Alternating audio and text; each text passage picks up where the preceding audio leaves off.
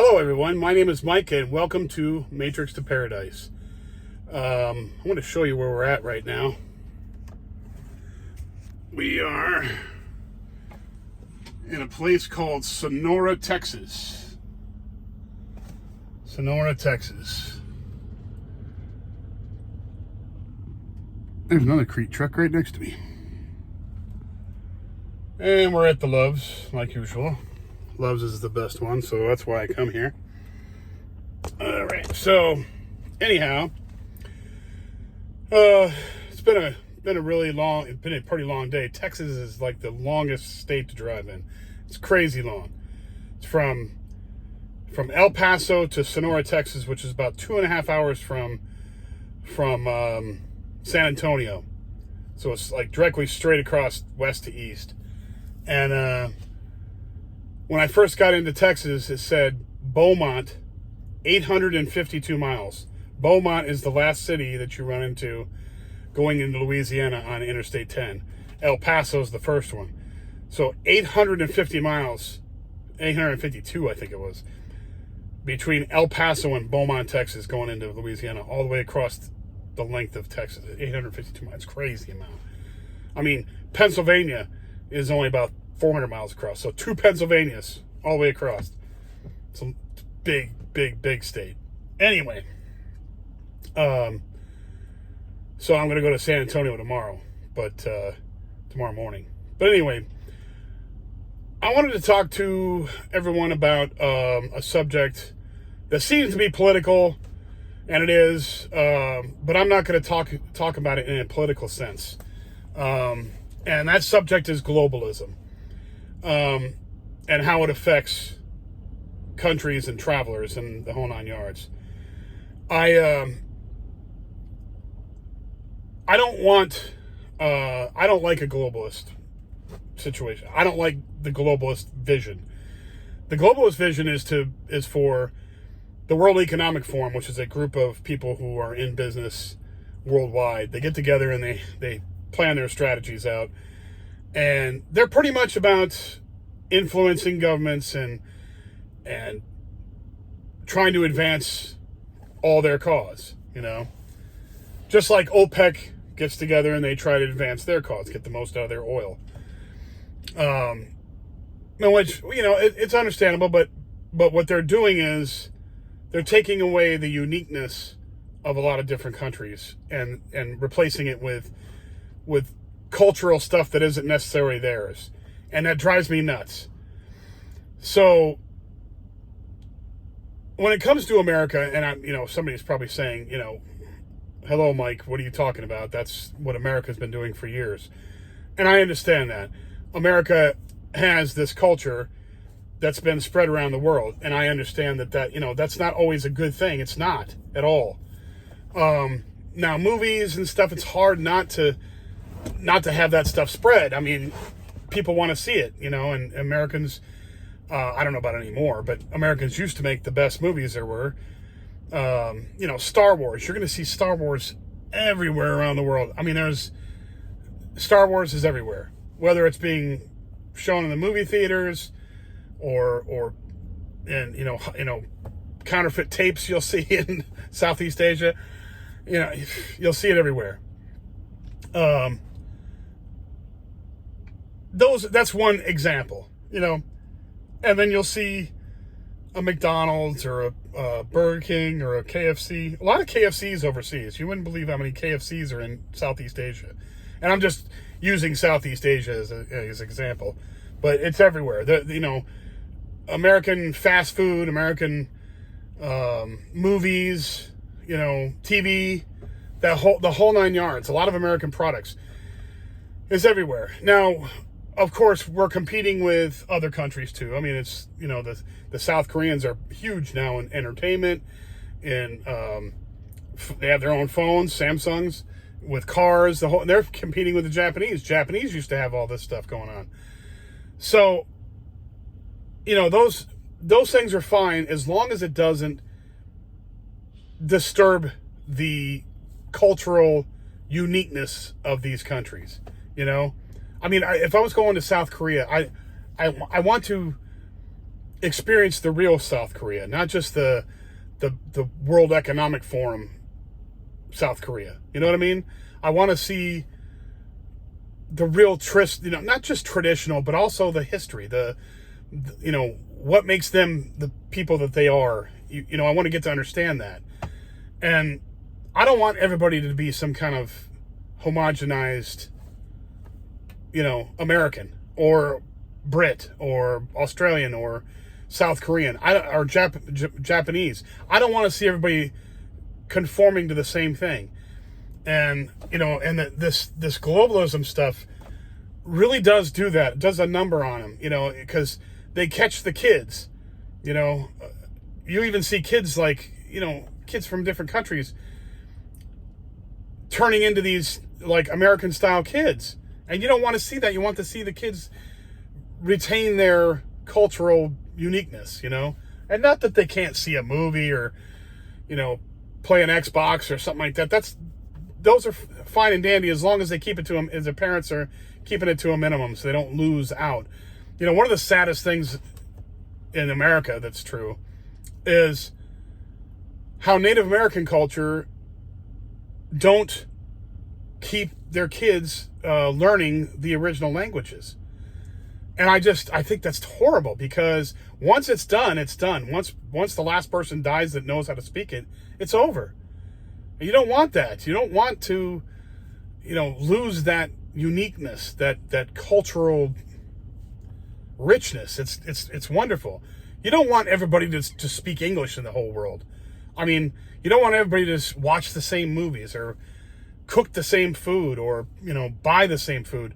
You don't want that. You want to see different stuff. I mean, if everybody's the same, what's the point of going to another country? It's the point that they're different is what's the most interesting.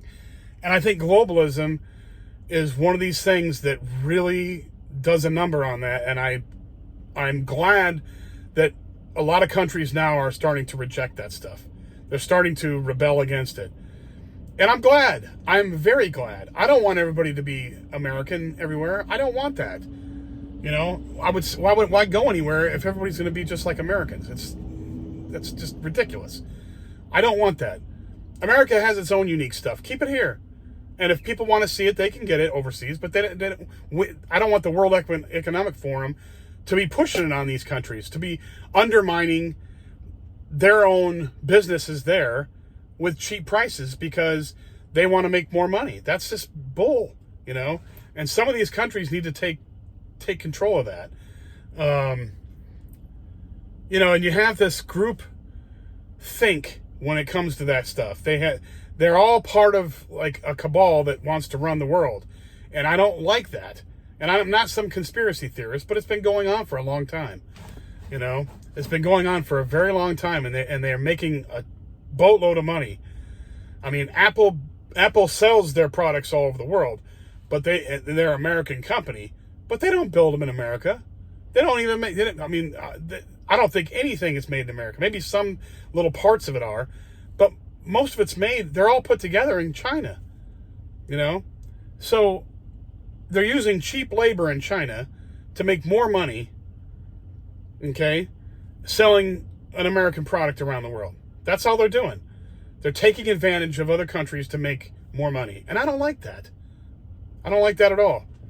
The more competition you get, this is the truth. This is the honest God truth. Think about if you only had one hamburger joint, if McDonald's was able to put Burger King and everybody out of business that made hamburgers, they would be ruling the roost. You wouldn't have an option.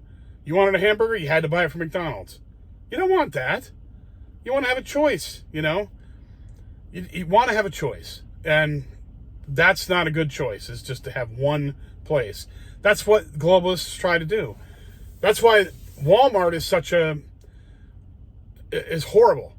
Walmart's great because they sell cheap stuff. Believe me, I buy a lot of crap from Walmart.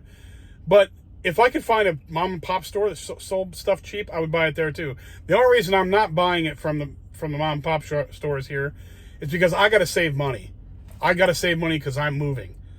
But other than that, if I was going to stay here, you're damn right I'd be buying it here. In fact, when I go overseas, I'm not going to be ordering stuff from online. I'm going to be buying my stuff over there. I could get them to make me a shirt for cheaper than I could buy it here usually. I mean, I had a woman in Cambodia make me she was a dressmaker. I mean, a tailor. She made a shirt, a button-up shirt for me out of scratch. I saw it. She created this shirt for me with a pocket, and it was like a regular dress shirt. It was awesome.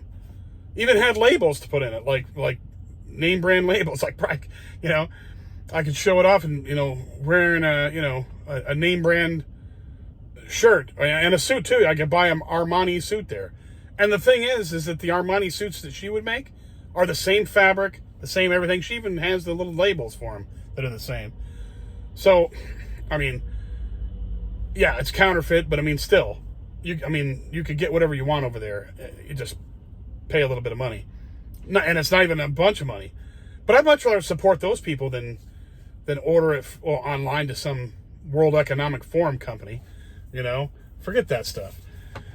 But you know, you got to do what you got to do when you're in the, you know, in your life. So, and I get why people go to Walmart. It's cheap, just the way it is.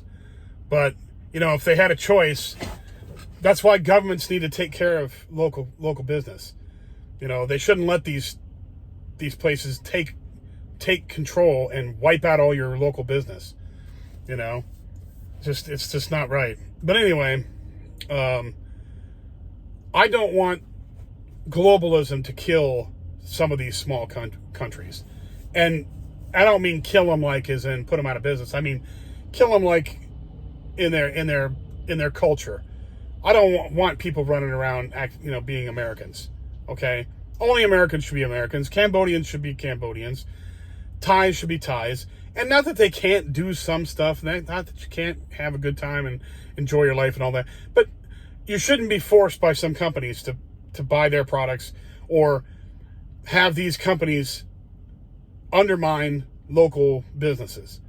That's what it really bothers me. I don't want the globalist thing. The United Nations, that was a setup wanting to try and have a one world government, which would never work. Never, ever would that work. So the World Economic Forum is sort of kind of like a business version of that, where they want to control the commerce in the whole world. And, you know, if you let it happen, it will happen because they'll get monopolies on everything. You know, the last time that I can remember some company was broken up was AT&T, because AT&T really did have a monopoly on telephones for the longest time. The only place you get telephones from, and I don't mean like cell phones, I'm talking about a telephone line and service, was from AT&T. There were no other companies. So they actually they got broken up into smaller companies, and which was great because then it created competition, and competition brings cheaper prices, better products every single time. For every service, I'm telling you right now, for every service and every product, when you get competition, the bad ones go to the wayside. The good ones sell like hotcakes. That's the way it is. You want the best stuff? Get competition. Make competition, enable it to happen, because then you will get the best stuff. So, you know, if somebody in Cambodia makes an excellent beer, for example, well, it'd be great if they could get that out of the country and sell it everywhere. But a lot of the monopolies won't let you sell it, you know, here in the United States. They keep the shelf space. They do all kinds of deals to keep their, you know, their market share. So, and that's what's the unique part about going to places like Cambodia or Mexico or, you know, any other country. They have their own unique products. It's freaking cool as hell. I remember going to Guatemala and they have two beers. Well, at the time they had two beers. They had a chicken, like a rooster beer. I can't remember what it was called. Gallo, I think it was called. And then they had Cabra, which is a goat beer. And it was cool. It was awesome to try both beers. You go to the Philippines, you got San Miguel and you got Red Horse. Two different beers, very uniquely different too. Red Horse is like, you don't want to drink a couple. You drink a couple of those, and you're going to be stumbling home, if not crawling. But it's unique to the Philippines. It's awesome to be able to go and experience another country and what they have to offer. It's just fun. It's one of the best things in the world for traveling. That's why you don't want to go over to another country and have to buy an American beer or a German beer. I don't want to drink German beer in Thailand. I want a big Thai beer. Okay, if I want a German beer, I'll go to Germany. Or order it online. I don't want to be inundated by Western stuff. I want to be able to experience the local products, the local people, the local culture. It just, I think it's a bad thing, globalism. But luckily, they're starting to wake up. Countries are starting to say, nope, we're not dealing with this kind of garbage. We're not having a one world government. We're not having a one world economic, system going on everywhere. It's just not going to happen. We're going to do our own thing, and we run our own country. And that's wonderful. I'm glad that a lot of countries are starting to reject all that stuff. And it's just good for people like me, especially, that want to go experience different countries and experience the unique culture of that country. Because like I said, Cambodia is a small country. I'm just using Cambodia for example, but Cambodia is a small country, but it is totally different than Vietnam. It's totally different from Thailand, totally different from Laos, totally different from Myanmar, totally different. You go to El Salvador, you go to Guatemala, Honduras, totally different places. All speak the same language, look similar, totally different stuff. Guatemala is different than Mexico. It is totally different than Mexico. Do they speak the same language and speak it pretty close? Yep. Do they look similar? Sure. But it's a different vibe, different everything there. So yeah, I love that. It's a very cool thing. And wherever you go, you're going to find a totally different situation in every country. And I really enjoy that. And I hope that more and more countries, more and more people wake up and say no to globalism and yes to countries being unique and cultures being unique, so we can enjoy them all and they can come here and enjoy our culture too. It's just it's a wonderful thing. You wouldn't believe how many people that ask me about America and they would love to visit, and I'm like, hey, come and visit. That's great because it's different from what they're used to. And that's just about all I got to say about that, if I was Forrest Gump. Anyway, thanks for watching my videos. If you like the videos, please hit the like button. You hit the like button, you might as well subscribe. And if you subscribe and you like, then you might as well share it with people that you think might want to see this. And even if they don't, share it anyway. They might share it with somebody else that does like it. And then it helps build the channel. That's all. And then I can, move on from there and save up my money and move overseas, and then we'll have some real exciting videos. I know me sitting here talking and blabbing about certain things might not be the most interesting thing in the world, but I'm working on it. But as soon as I get overseas, believe me, it's gonna be really good, because I'm gonna go all over the place and I'll show you everything, and it'll be fun. Anyway, if you like, if you subscribe, thank you. If you share, thank you again. And I will come back with some more soon. And I thank you again for watching. Bye now.